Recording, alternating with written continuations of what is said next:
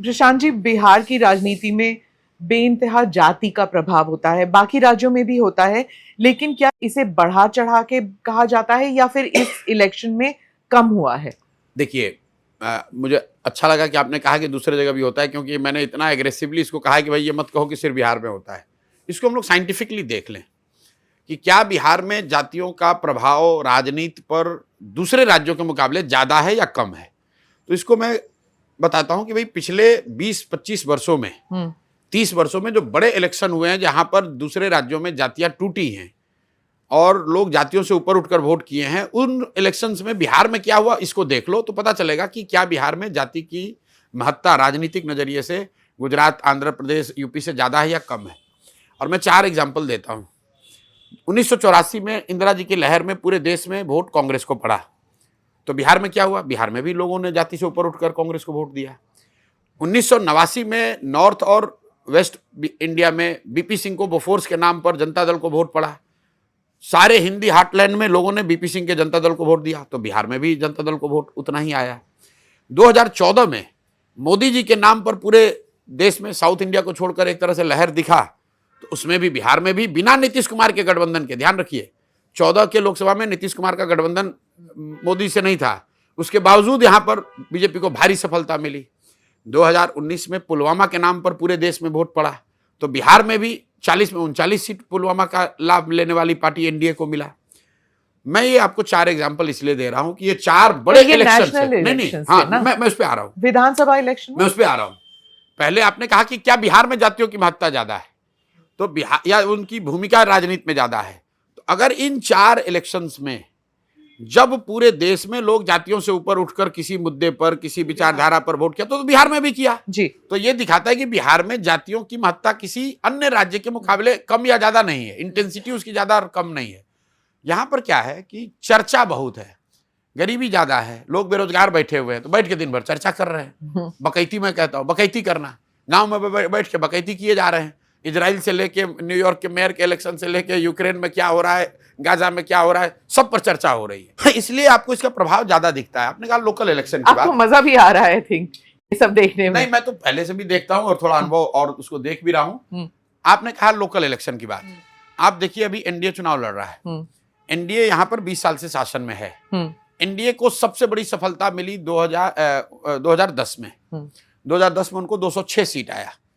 उस समय एक और नीतीश जी और भाजपा थे, दूसरे साइड से लालू जी, रामविलास जी और कांग्रेस एक साथ, और इनको एनडीए को 206 सीट मिला। तो जो भी समीकरण एनडीए का है, तब यहां भाजपा का इतना प्रभाव नहीं था, मतलब तब मोदी जी का इतना प्रभाव नहीं था, तब अमित शाह सीन में नहीं थे, तब संघ का इतना प्रभाव नहीं था, और कांग्रेस आज के मुकाबले ज्यादा मजबूत थी। 2009 में सत्ता में थे दिल्ली में। लालू जी भी आज के मुकाबले ज्यादा महत्वपूर्ण थे, मजबूत थे, और रामविलास पासवान जी भी थे। इसके बावजूद उनको 206 सीट आया एनडीए को। क्यों? क्योंकि जातियों के समीकरण के साथ साथ पूरे बिहार में यह भी एक भावना थी कि 2005 से लेकर 2010 का जो पहला टर्म नीतीश कुमार का था, सामान्य लोगों की सोच थी कि नहीं, बिहार में सुधार होना शुरू हुआ है, नीतीश जी अच्छा कर रहे हैं।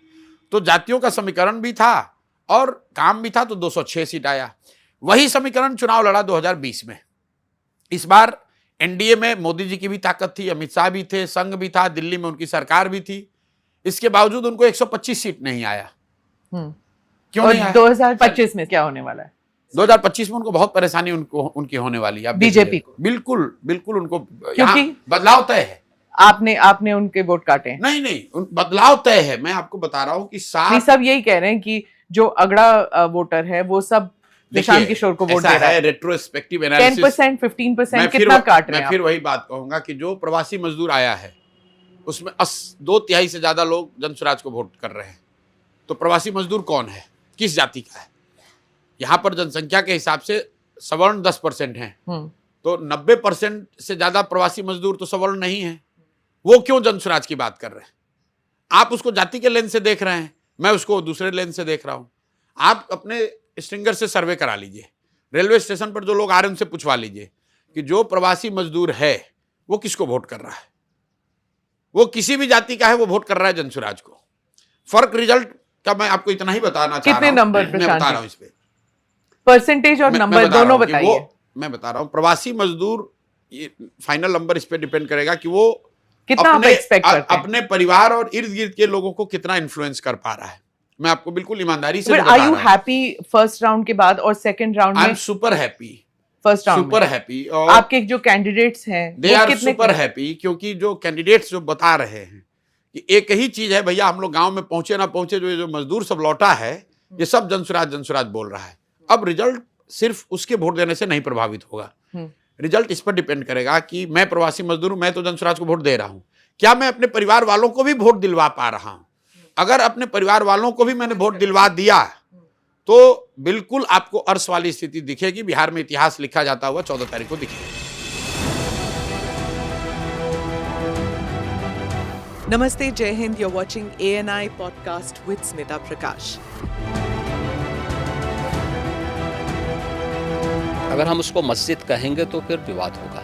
The issue is टूटा है क्या भारत? 400 पार का मतलब ये है कि संविधान खतरे में है। क्या हम लोग ये निर्देश देते हैं कि फला को गिरफ्तार करके जेल डाल दें? वही तो कह रहे हैं सब। ये बेबुनियाद निराधार आरोप। सच्चा सुनना चाहो देखो स्मिता प्रकाश ANI, it does not lie।